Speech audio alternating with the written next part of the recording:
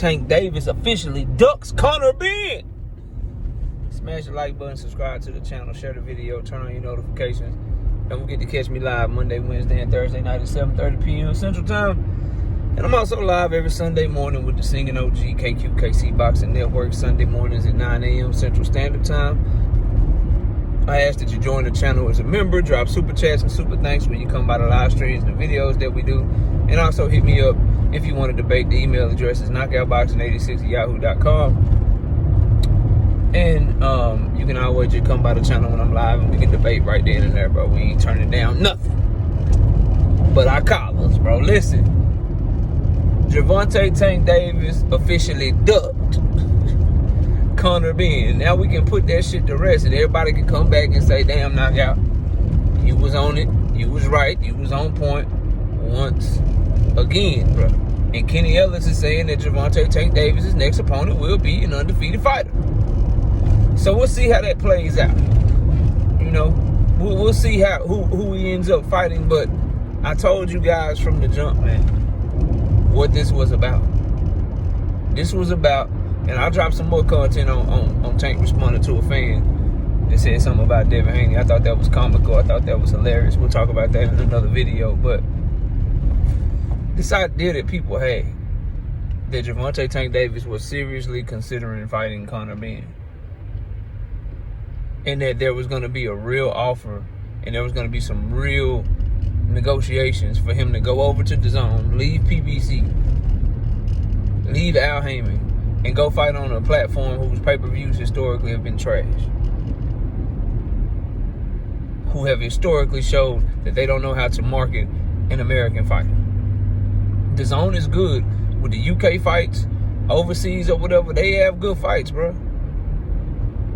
It ain't that they have bad cards in America, but when they try to take that American pay-per-view model, have an American star fight on their platform, they should be underselling and flopping and shit, bro. Canelo, some of his lowest pay-per-views, like Dimitri Bivol and shit, man, they happen on that platform. We seen what Devin Haney and Regis Prograis just did on that platform. Come on, man. They ain't good with marketing over here for whatever reason. UK, they got that shit on lock. Want to go over to Saudi Arabia, put on the card? They can, hey, they can do that. So that's one reason that you know Tank wouldn't go over there. The other reason is, just look at what PBC is doing, what they got going on. They dropping Tank Davis fights. They dropping Tank Davis ring entrance, best ring entrances of all time. They retweeting Tank Davis knockouts and all kind of shit to let you know they still moving him. They still promoting him, bro. You gotta be out your mind to think that Tank Davis would be leaving PBC or seriously negotiating to go be on another platform while PBC is still marketing him so heavy. You should be able to see shit like this from a mile away, y'all. Certain topics shouldn't even be a debate, but some of you want to hate on the young man so bad. Some of you want to criticize any and everything so bad that you can't see the forest from the trees, but don't worry. That's what I'm here for. I got you. And Conor Benn said, oh, don't ever at me, blah, blah, blah. Nah, bro, use a pawn, bro. Use a pawn. That really wasn't at you. That was at Devin Haney. That really wasn't at you. That was at Bill Haney. That was fucking with them. Yeah, that was fucking with them. Devin and Tank got to fight. Because every move they make, you can clearly see they one-upping each other and trying to get at the other one. You can clearly see it. I don't know why people act blind to it, bro.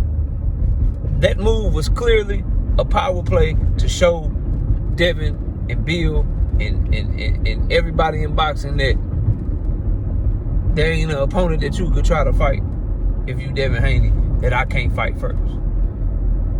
Just understand that you'll always be an opponent's second option. If I wanted to fight Ryan Garcia a second time, he would fight me instead of you. If I want to fight Conor Benn, he will fight me instead of you.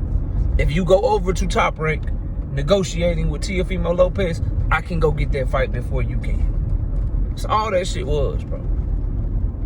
To try to get them to understand that, hey, you're going to have to come this way. You're going to have to bring your ass over this way.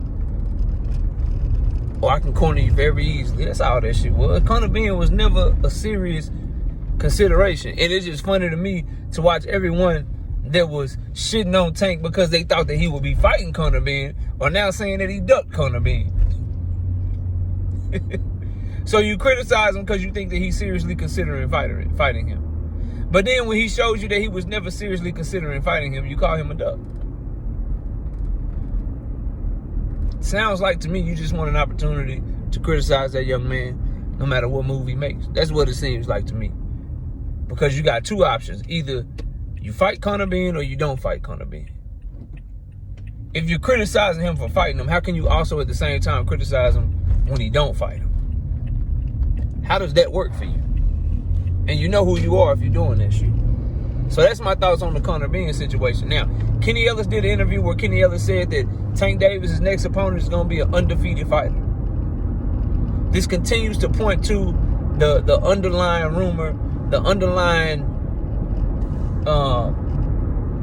thought by many in boxing that Frank Martin is his next opponent. Because when you think about the guys that have been mentioned, Manny Pacquiao, Jose Rayo Valenzuela, Gary Russell Jr., they all got lost. They're saying that he's fighting at 135 next. Who's an undefeated fighter at 135? That will be Frank Martin. Pitbull Cruz is already fighting Rolly Romero at 140. We know it's not Shakur Stevenson. He's on the last fight of his top-ranked deal. So based off what Kenny Ellis is saying, it could be Frank Martin. But it's getting to the point, to be honest with y'all, we all just guessing at this point, because is Frank Martin somebody, as Calvin Ford said, that will make the world turn? This next one gonna make the world turn. They in the final stages, final talks right now. It's gonna make the world turn. Will Tank Davis, Frank Martin really do that? It'd be a good fight. It'd be one where you'd have to just be a hater to criticize when you consider who's actually available, who's actually at 135, who's actually there for a fight. But is it a big one that makes the world turn? You let me know what you think in the comment section. I just think it's a good fight. I think it's a good fight. Like Tank versus Ryan Garcia is a good fight. It's just a better fight. It's a better version of a good fight. So it's a better fight than that inside the ring, in my opinion. But obviously Tank and Ryan is a bigger fight. But I think Frank Martin is a better fight. I think he's more dedicated than Ryan Garcia. He has the coach that Ryan Garcia now has, and Derrick James, and he's been working with him longer. He's more athletic than Ryan Garcia, more dedicated to his craft, more serious. I think it's a good fight. You know what I mean? I wouldn't be mad, coming out the ring, coming back to the ring, I should say, 14, 15 months out the ring, and Frank Martin is your first fight back. Yeah. That shows that you're looking to do something. You know what I mean? That shows that you're coming to make a statement and let everybody know that this ain't the same old Tank Davis being moved and coddled and held back by Floyd Mayweather. This ain't that. So, we'll see, But if we taking what Kenny Ellis said to be true, which you got to take what he says with a grain of salt, obviously, because he's not involved in the business dealings of Tank Davis.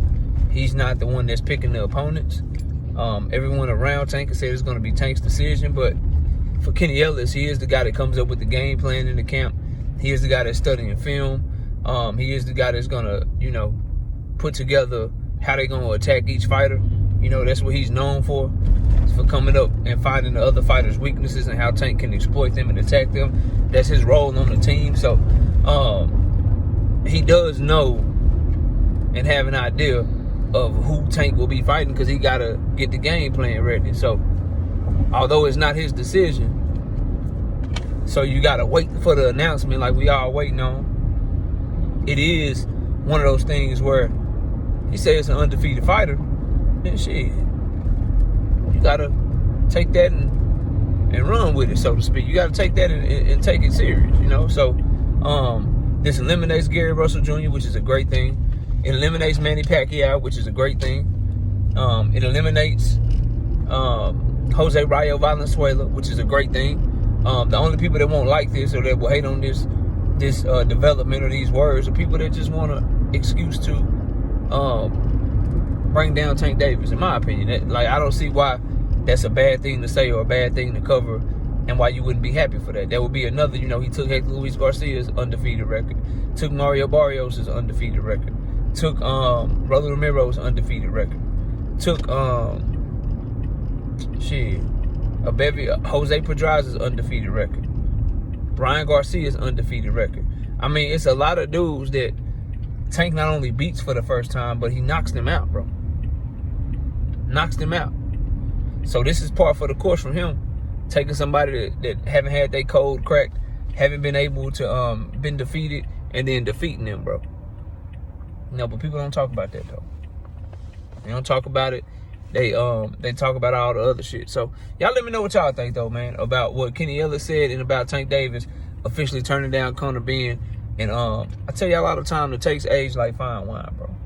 And the longer the topics typically go on, for the most part, I be proven right. So them debates or them back and forths that I was having with people about Tank Davis and Conor Benn, it looks even worse now. It looks even worse for those people now, because Tank Davis did exactly what I told y'all he would do. So y'all let me know what y'all think. Comment below, smash a like. I'll see y'all soon. We out of here. Peace out.